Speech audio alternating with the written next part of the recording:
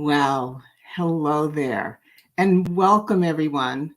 I am Dr. Paulina and I am the host of this show, The Poetry of Healing. And I am so thrilled that you stopped by because during this show, we will discuss toxic encounters we have solely because of the color of her skin.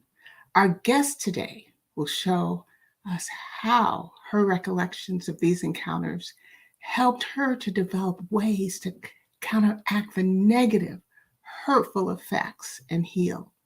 She'll guide us and teach us a few simple yet effective ways to neutralize, eradicate, deal with these hurtful acts that happen to us simply because of who we are. We'll also integrate poetry and meditation, like we do, as soothing approaches to caring for ourselves. So, as we always begin with a centering exercise to help focus and collect our energy for this time together, and it's a time for you, it's a gift for yourself. So today I invite you to participate with me in saying affirmations, which are positive statements designed to encourage an optimistic mindset, a positive mindset. And the affirmations reflect your core personal values. And so usually we do heart math breathing. But I wanted to start this new year with affirmations just to set a foundation. So I'm going to ask you to softly close your eyes or lower your gaze if it's comfortable. And we are going to take a couple of slow, deep breaths just to help us focus and relax. So remember, you breathe in through your nose slowly and then out through your nose or mouth. Okay, let's take a couple more breaths together. Take a breath in through your nose and then out through your nose or mouth. And then one more on your own. Okay. And as I prepare us to say these affirmations, I'm going to say it. And then I ask you to say it. So you may be at a place where you can speak it. And if you are, I ask you to do that because you can feel the energy of the words. But if you're not, then just mentally say it. And that's effective too. I have 7 that I'm going to ask you to participate in. So keeping your eyes closed or lowered, soft gaze, and then just continue to breathe slowly. Okay. So the first one is, I am enough. I am enough. I believe in my dreams, myself, and all that I am.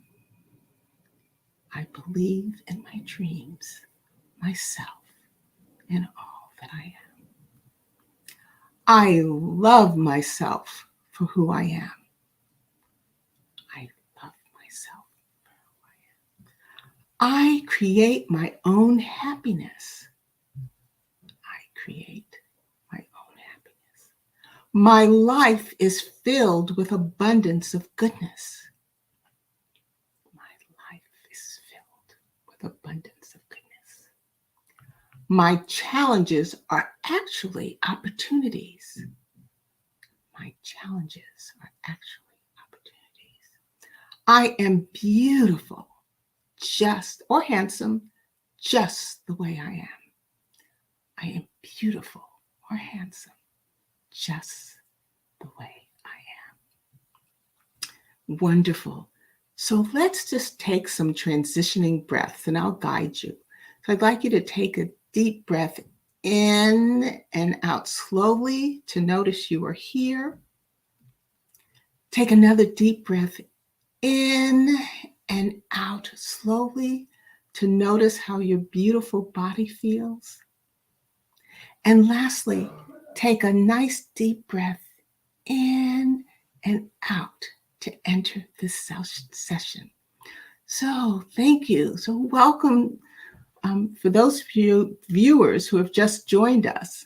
I am Dr. Paulina Van, and I'm the author of Regala Healing, an evocative approach for self-care, self-understanding, and inner healing, and the host of this show, The Poetry of Healing. And you've joined us as we've just completed a centering exercise to help us to kind of focus and bring our energies to this place. And today's show is all about how we heal after the damage caused by racism.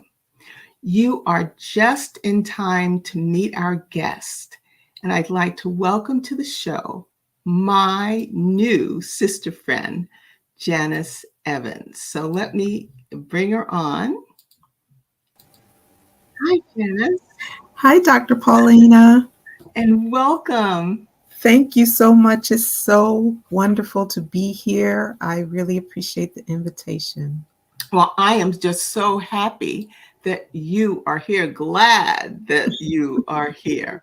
And before I introduce you, or before you introduce yourself, because I'm going to invite you to introduce yourself, I'd like for us to share with our viewers how we connected. Okay, so I'll start the story, and if you don't mind, you can wrap it up. Okay. Okay. So Janis tuned into the show a couple of months ago. It was actually the first anniversary of this show, The Poetry of Healing, on November the 11th. And as it was a show, I was being interviewed. We're celebrating the first year of this show. And I was being interviewed by Ellis Dean, who's the director of the digital programming and production at blackdoctor.org. And it was the very first show I had a question and answer segment. And I'm glad I did because Janis reached out. And Janis, would you like to take it from there and tell us? I reached out because I was really intrigued with what you were sharing about healing and poetry. I'm a poet as well. So I just immediately felt a connection and just wanted to get to know you. So I think you asked me to leave my information in the chat, and I left my information, and then you got in touch with me. And we found that we had a lot in common, not just poetry, backgrounds, and then our passion for healing. Mm-hmm. So that's how we connected, and that's how I ended up here with you today. Well, it's so interesting. Janis and I are so connected. We even had doctor's appointments this week at the same time. So there is something. So you heard me call you my new sister friend, and I mean that from the very heart. I am so glad. Yeah, that touched me. I feel the same. Yes, yes. So, Janis, nothing happens by chance, and we are here today to share stories about racism and healing.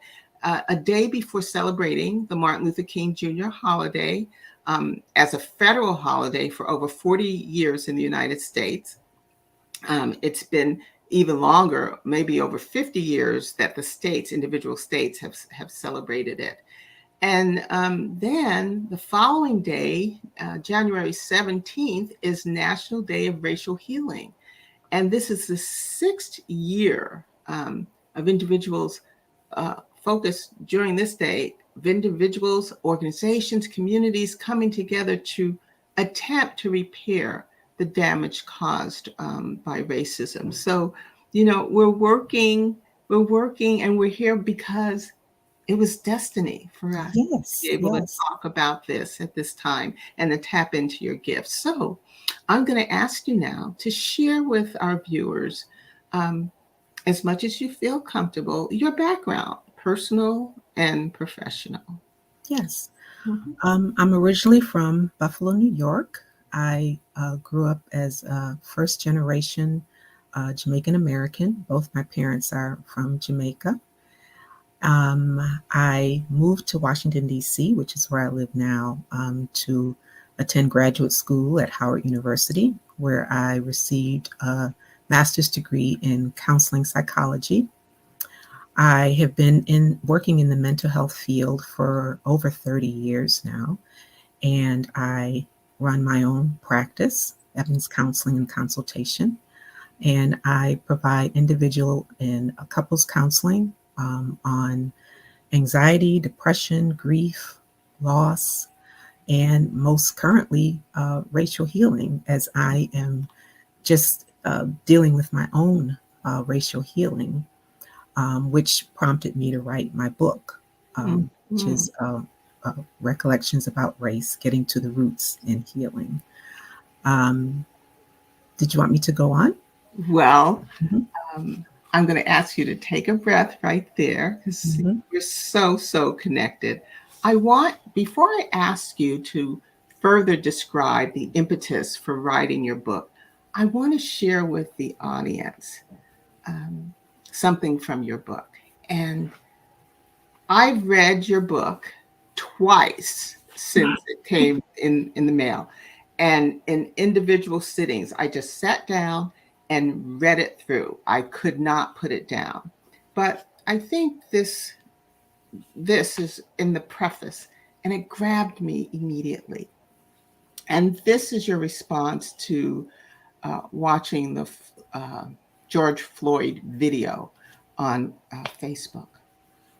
You wrote, I felt compelled to keep watching, to take this evidence into my being so that I could record it in my psyche. I felt I needed to keep hold of my gaze for her, the young traumatized witness, and for him, the victim of police brutality. Watching this video traumatized me physically, emotionally, and psychologically. It made me weak. I never watched it again. So, Janis, if you can pick up from there. Yeah, you took me back listening to that. I can a visceral Mhm. reaction to just hearing those my own words.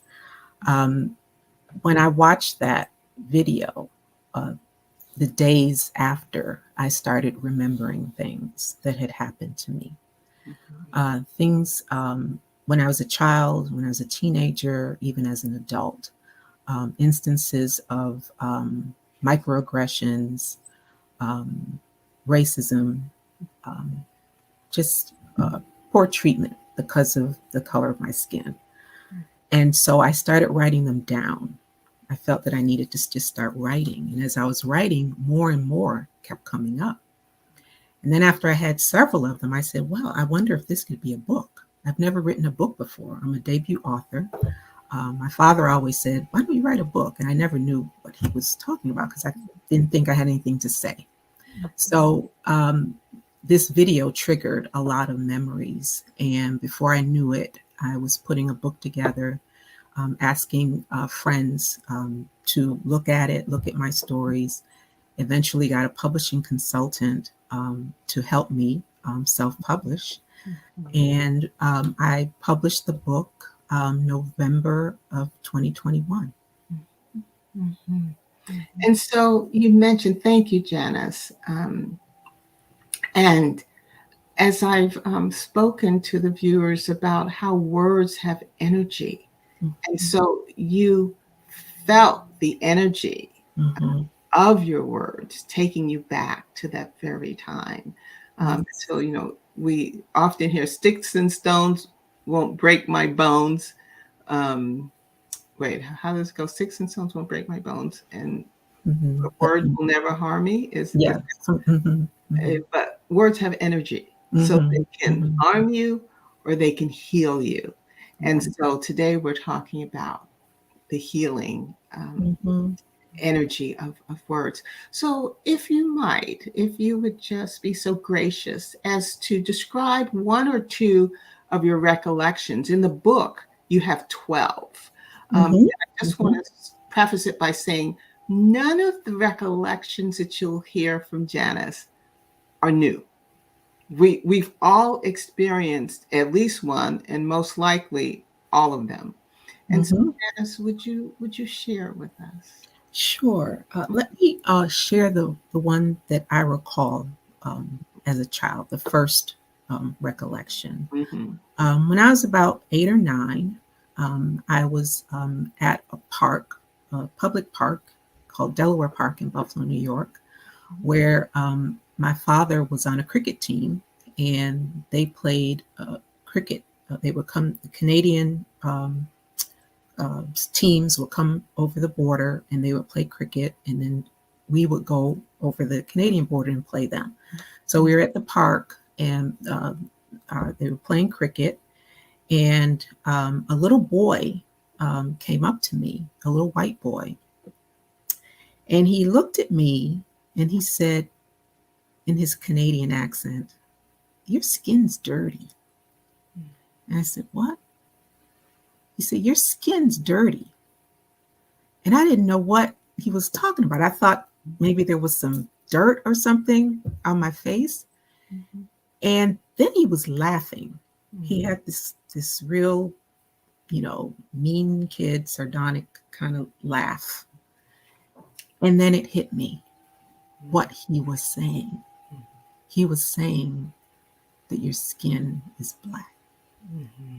But he was saying it in the most negative way. That was my first experience with a racial slur directed at me as a child. And I was angry because I couldn't do anything. I didn't know what to do, actually. So that stuck with me, and I didn't know to what extent until I was looking at that George Floyd video. And, Janis, you bring up a good point. We're almost like a collection container of all these microaggressions and assault with words or action, and they just collect and work in the background. I mean, you're the counselor. I'm not the counselor.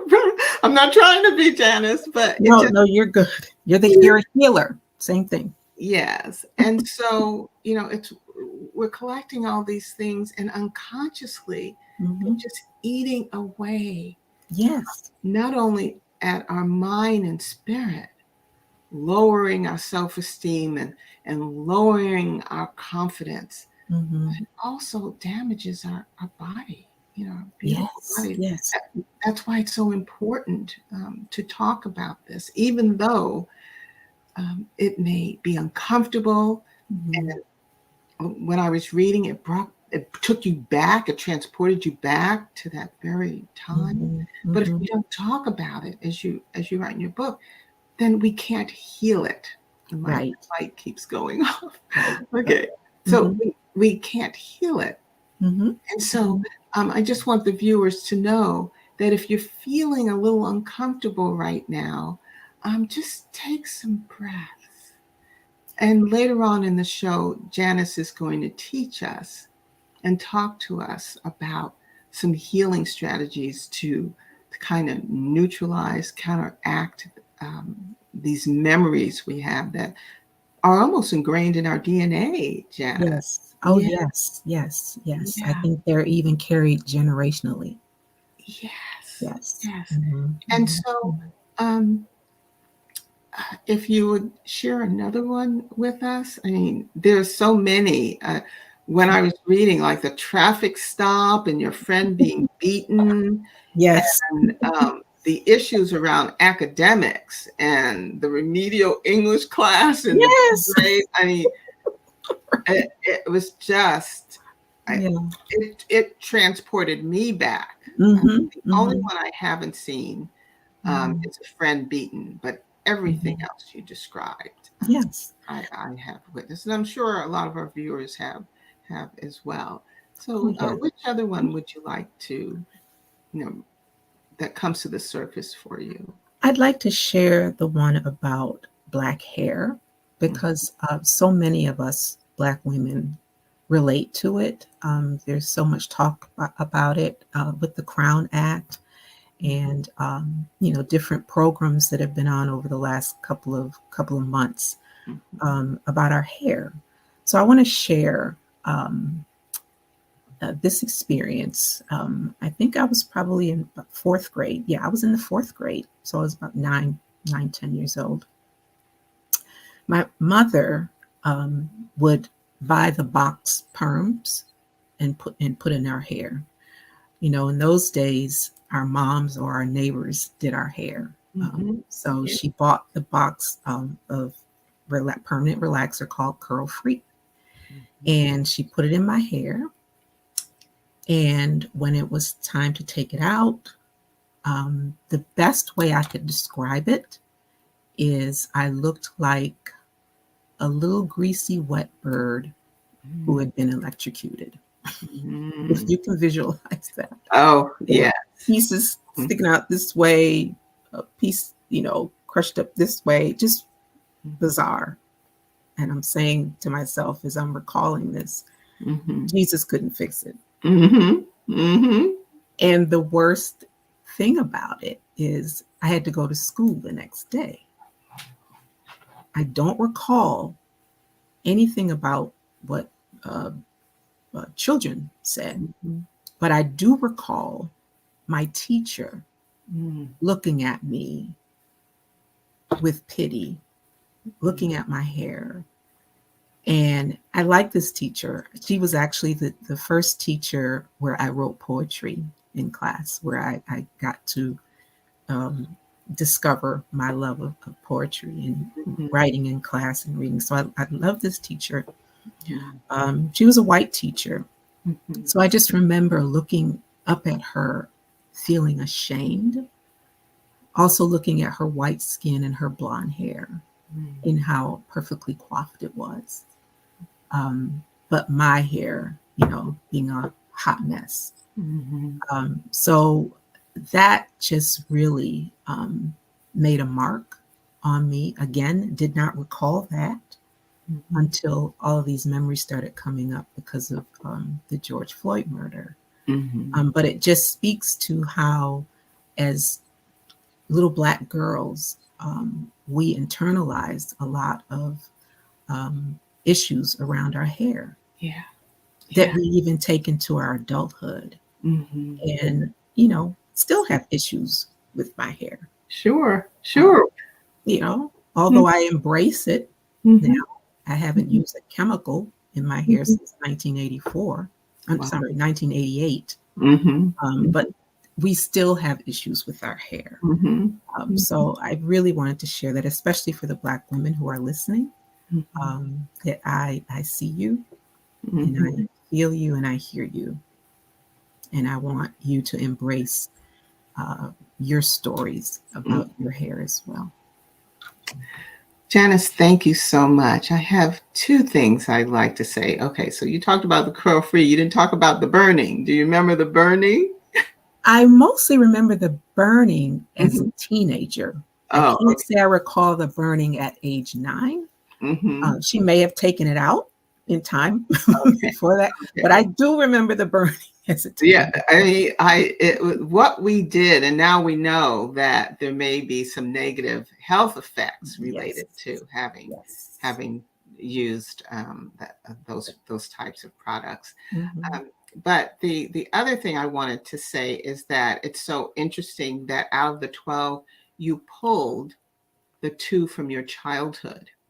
And you emphasized how they kind of live with us, right? And the whole impetus for me writing my book of healing poetry was from childhood trauma. So we gotta, as children, we can't articulate this, and of course we don't know the long-term effects. But as adults, it's so important. So I'm going off a little off what we talked about, but I think it's important if you could just speak a little to the impact of childhood trauma on adults and some of the things that we see.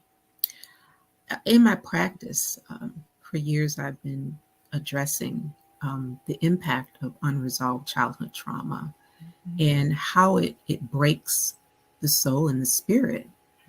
And you're also taught not to talk about it.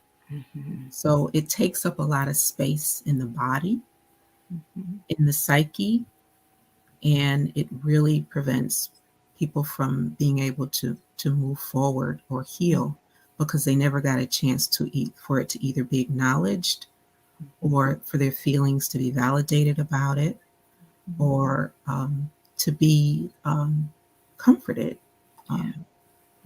over the trauma. Yes. So yeah, unresolved trauma is something that really, if it goes untreated, it really becomes a part of your identity. Mm-hmm. And you're going through life with this background music of trauma Yes. that can create fear, apprehension, about moving forward, not feeling safe. Mm-hmm. All of that, it informs your identity and your self-esteem. So unresolved childhood trauma, I think, is probably at the core of every wrong in the world. Yeah. I believe that. Yeah. And for me, my childhood trauma, I mean, I hid it for decades. How it manifested in me, besides, and people who know me will say low self-esteem. Yes, low self-esteem, feeling unlovable, but also not contracting. I'm thinking about infections. Uh, Being claustrophobic, because that's fear-based, right? It's a fear-based emotional thing. I worked it out, and I worked it out by singing gospel songs. Now, I'm not a soloist, I'm not, but I just sing out loud gospel songs if I'm in an area where I become claustrophobic or fearing heights. So the other thing I wanted to say about hair, I'm going back a little bit, but I want the viewers to know that before we signed on, we were fiddling with our hair trying to get it right. And I said, oh, All Janis, the time. we're not going to get it right. So let's just All the time. yes. We don't have to be perfect, right? Yes, absolutely. No perfection here. So let's talk about, you have a number of healing strategies that you use to heal from these traumatic experiences. And you talk about the relationship with your parents, attendance at a historically Black university. I'd like you to focus, if you might, on the spiritual grounding practices that you have used. And if you would like to talk about the effect of ancestors, because that was so soothing. Oh, yes. Well, a couple of practices that have become a part of my life over the last 20 years is practicing Tai Chi and Qigong meditation. It it cleanses you and grounds you and makes you open to taking in peace and letting out all of the chaos that's in the way. Just prayer and meditation.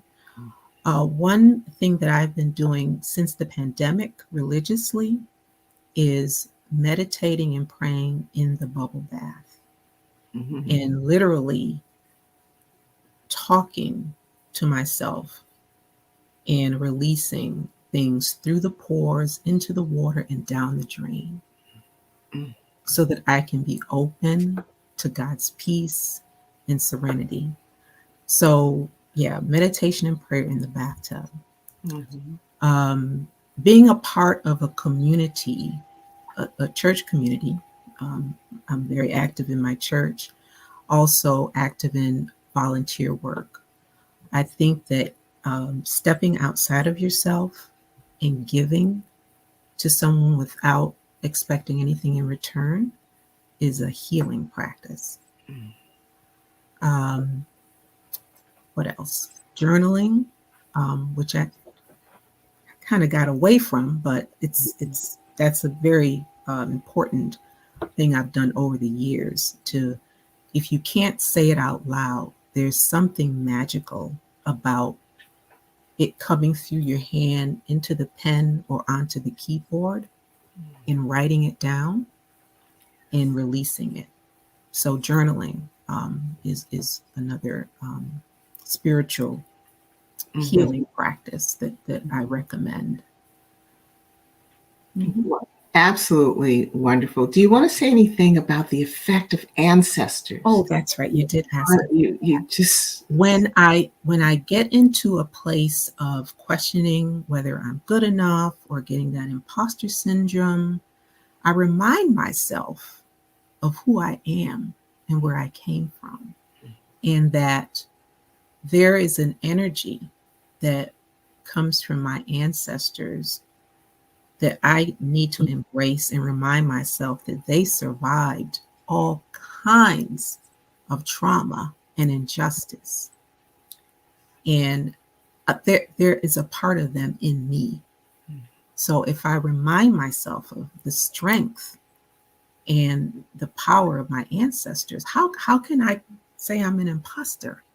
How can I say that I'm not good enough? Because I carry those genes with me.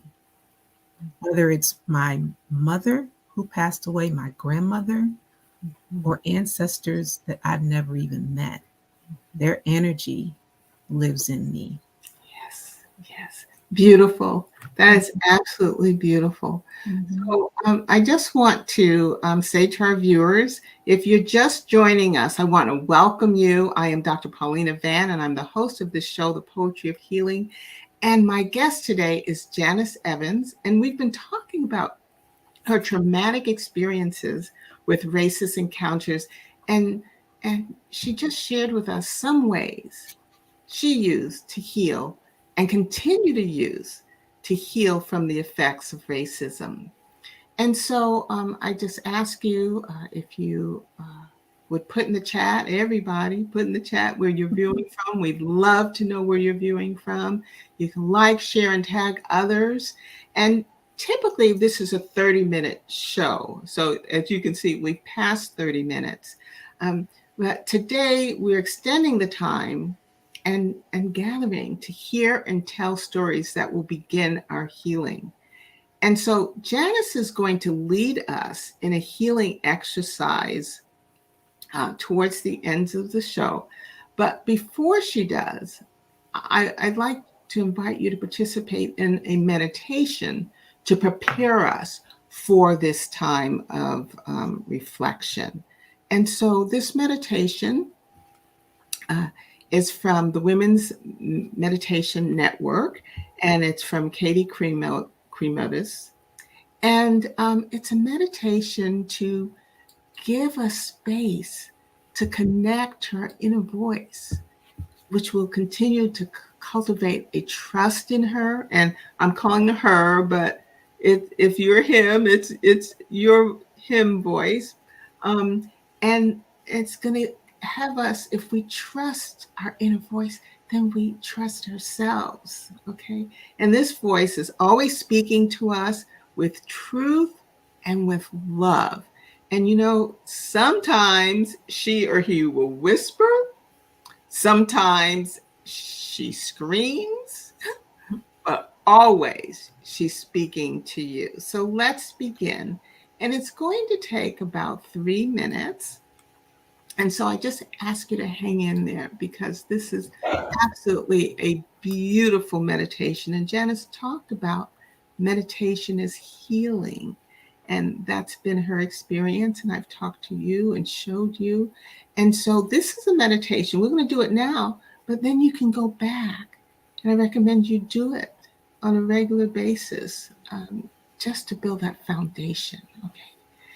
So once again, I'm going to invite you to close your eyes or lower your gaze.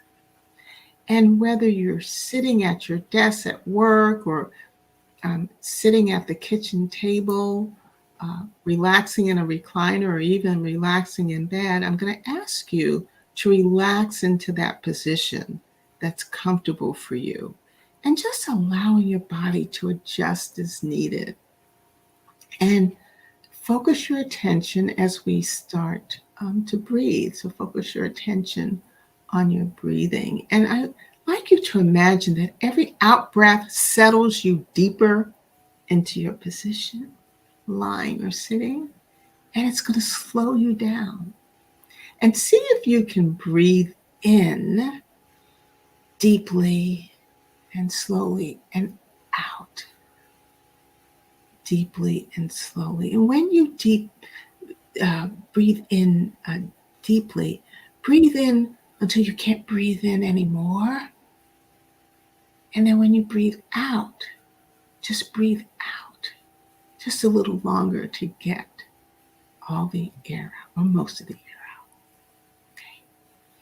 And by expanding your breathing and slowing down, you naturally relax your body. So today is a practice of being. And I'd like you to just lower your gaze, soft gaze, or close your eyes if you feel comfortable.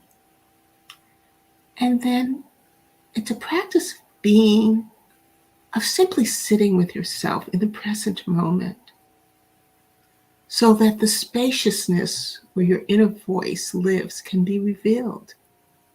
There is nothing for you to do, nothing for you to seek out.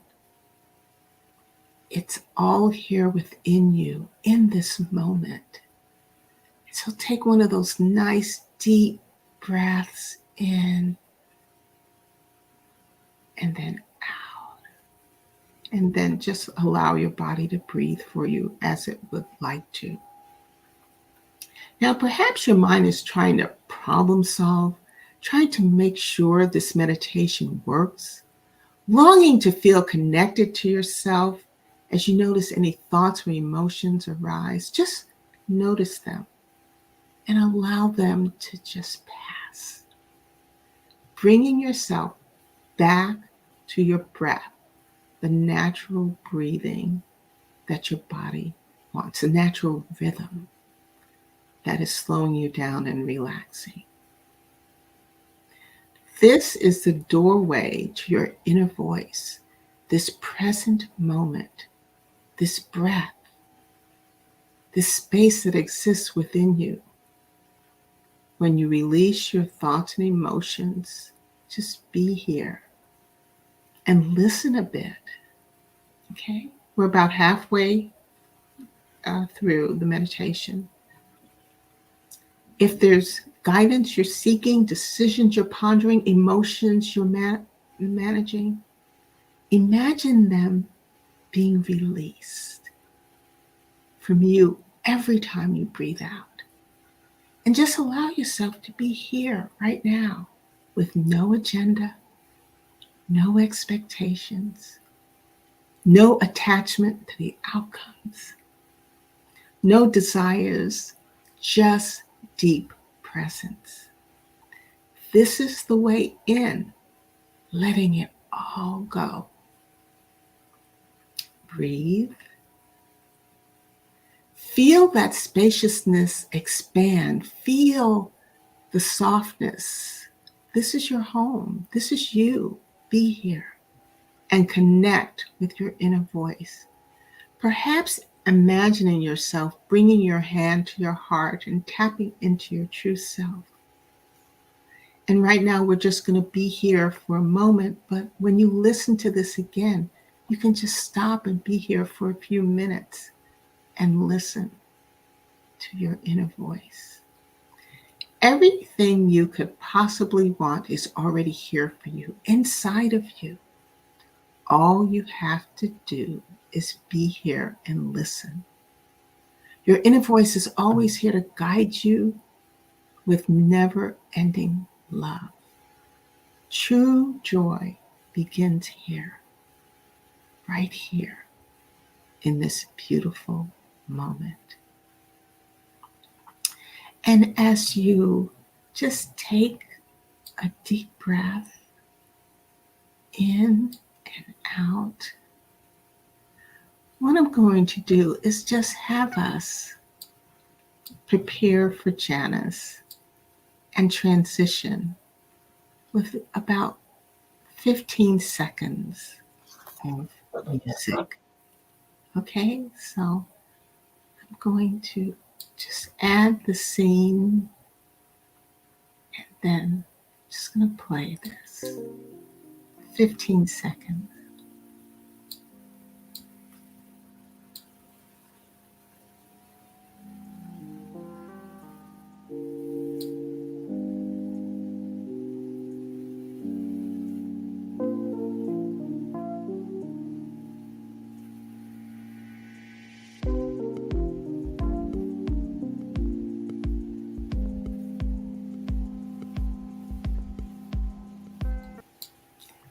Okay, so we've made a transition, and Janice, I'm going to ask you to help us with a creating a healing narrative. Mm-hmm. I'm not sure if you want to read in a voice first. It's all depends on how you want this to um, unfold. Uh, Mm-hmm. and although we're just going to I'm going to ask you just to give our viewers the instructions right now because we can't, you know, wait for them to complete it. But when Okay. they view the show again, then they can just pause it and Okay. be able to do it. So Okay. uh, it's back to you. Yes. Well, the first thing I'd like you to think about is um, an incident that has happened in your life that was, you felt it was racially motivated. I'll give you an example because this is something a lot of people can relate to.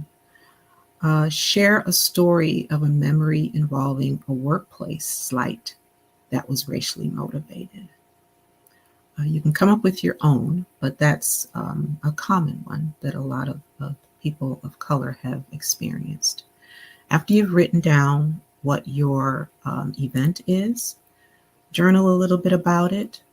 Use your feeling words. For example, um, did you feel angry? Did you feel ashamed? Did you feel belittled? Did you feel derailed? Did you feel insulted?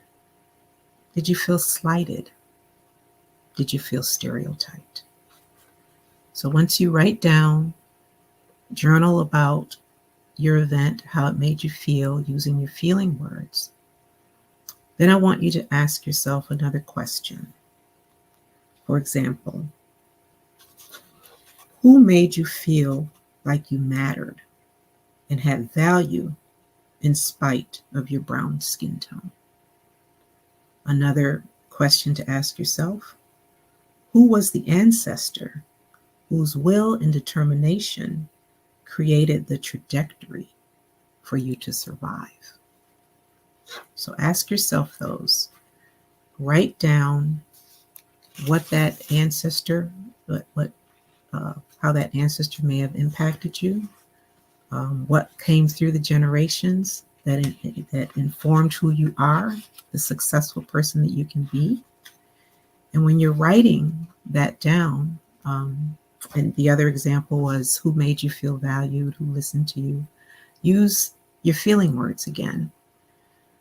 Acknowledged, assertive, believed, heard, loved, relieved, safe, supported.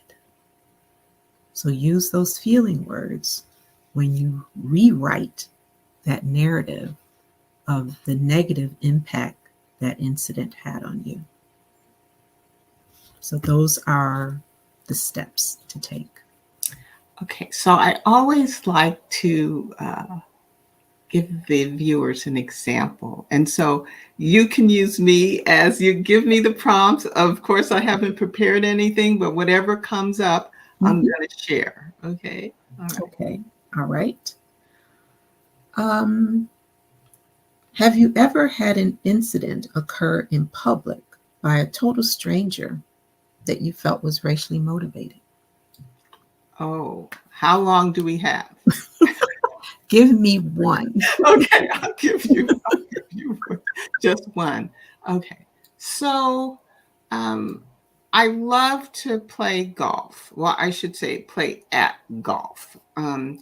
And we moved to a new neighborhood where there's a golf course as part of the neighborhood.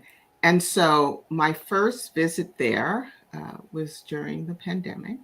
And I was in line, you know, geared up with my clothes, of course, and my clubs. And when I um, got to check in, um, I asked, the person before me, she said, "Oh, I'll just put it on your account." And so when I got up there, I said, "Oh, okay. They're only taking credit cards. I didn't bring my credit card. I only had cash." So I said, "Well, will you put it on my account?" And she said, "You don't have an account." And I said, "But you just offered it to the person in front of me." She said, "Only people who live here have an account." And so at that point, I wasn't breathing. And I didn't do my heart focused breathing. Um, I was pretty upset. Mm-hmm. And, Mm-hmm. I asked her, I said, "What makes you think that I would just walk in here and ask for something that I'm not entitled to?" And the story gets worse, but Mm-hmm.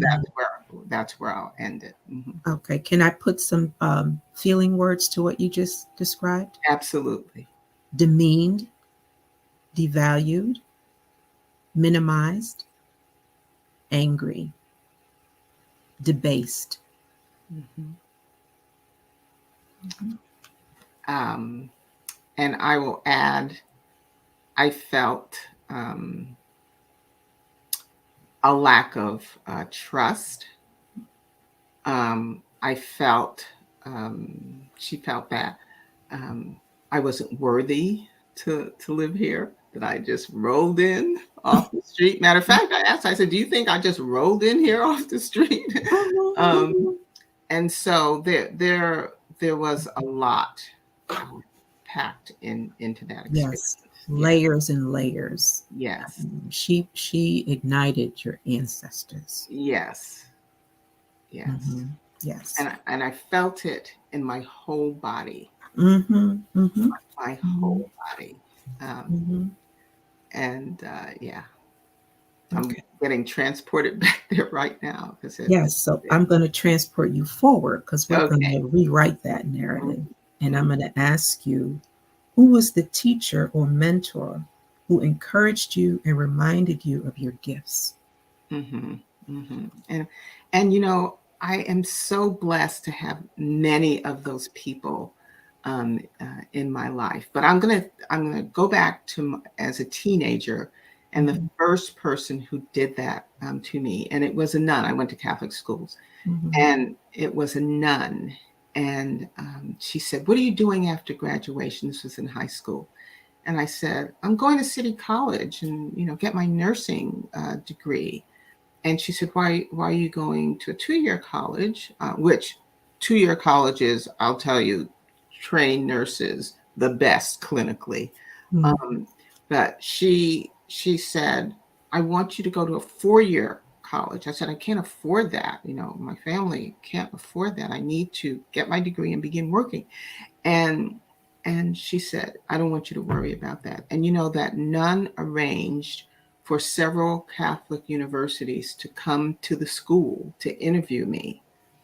And I was accepted by 3 of them. Wow.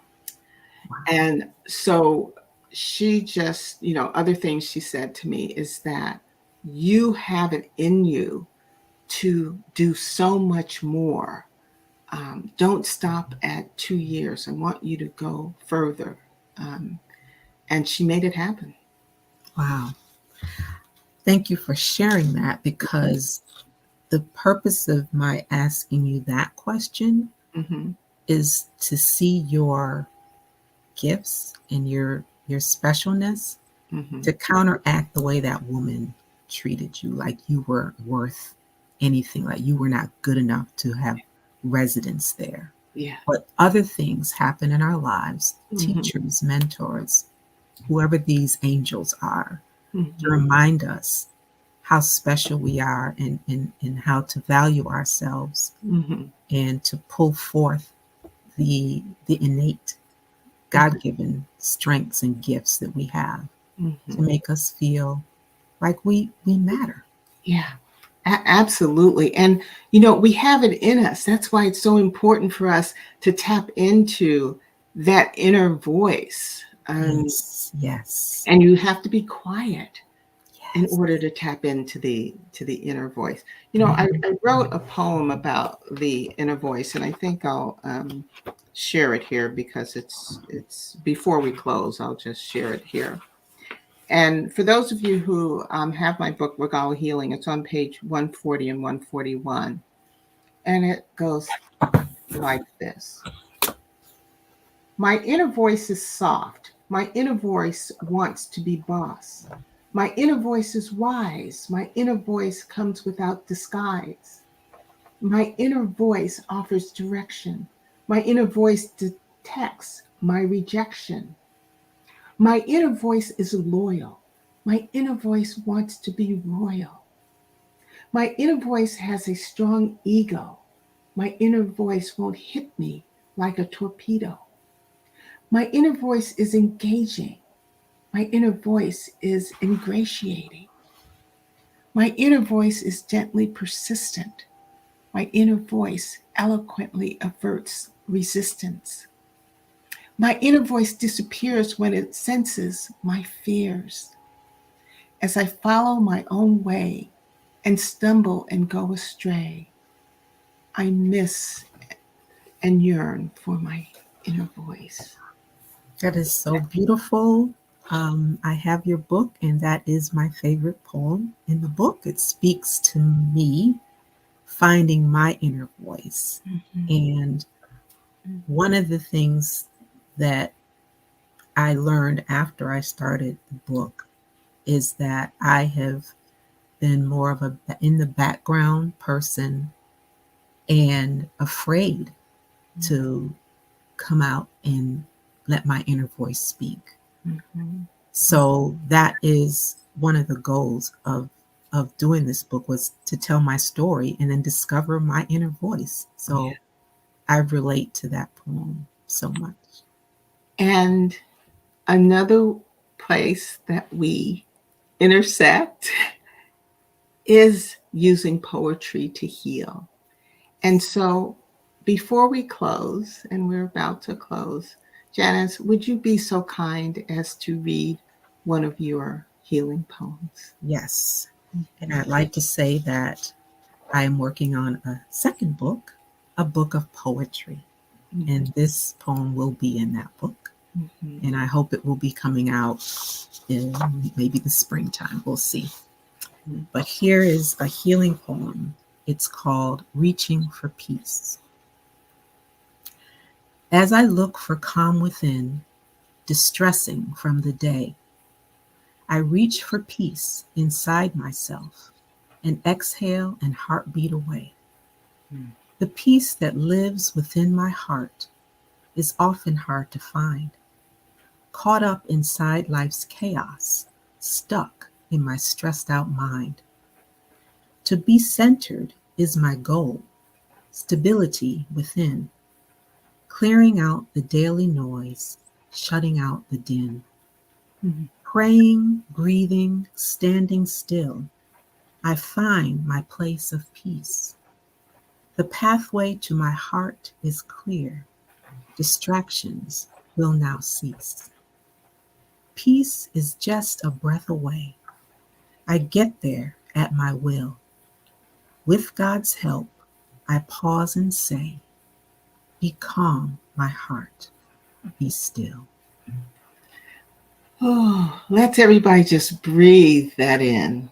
That's absolutely beautiful.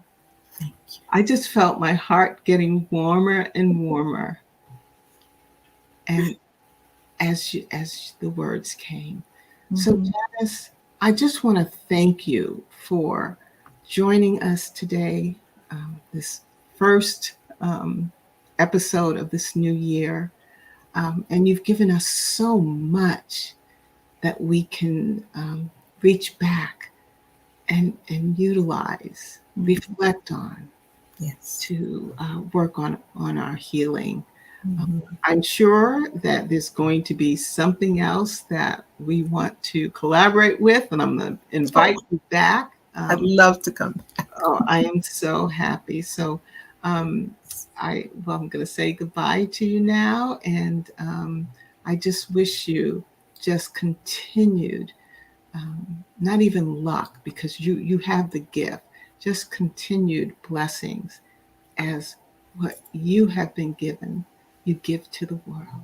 Okay? Thank you so All right. much. It's been my pleasure. And Mhm. this, to be in this healing space Yeah, is just a gift and a blessing. And I really appreciate it. you're very welcome. And I'm going to share at the end of the show, I'll put up a slide for our viewers to be able to touch your work and get your work. Okay. All right. It'll be Okay. great. Bye, Thank you. Janice. Bye bye. And so, as persons, we're going to close now. And I just thank you for hanging in there. This was a longer program than usual, but I'll tell you, this is just, I know I needed this, and I hope you did too. So, as persons of African descent, we have been traumatized and damaged by effects of racism. But our guest today, Janis Evans, has recollected some of her own experiences, which really are our experiences. Um, we have positive experiences in our lives that can help us heal and heal again and again. We demonstrated that tapping into your inner voice by reading poetry and practicing meditation are ways to promote healing from racial encounters. And so I just ask you to please join me every first and third Sunday at 9 a.m. Pacific time right here, and leave comments. I do read and respond to them, and I'm sure Janice will too if you have any comments or questions for her. Please like, share, tag if you found our segment today helpful and you'd like to share it with others. Follow or subscribe so that you'll know when new programming is available. Uh, Visit regalahealing.com to learn more about my healing and self-care work and resources. And again, I have tremendous gratitude for Janis for joining us today. I thank you, viewers, for spending time with us as well. And as always, I wish you love and light. Hi, Janice. I didn't put you backstage, huh? Well, good. I'm glad you stayed. Bye. I'm going to show our contact information as well. The viewers know that I'm directing my own show, so everything doesn't always go the way I plan. Okay, so I am going to remove you now. Okay, and just going to show this how to get in touch with Janice.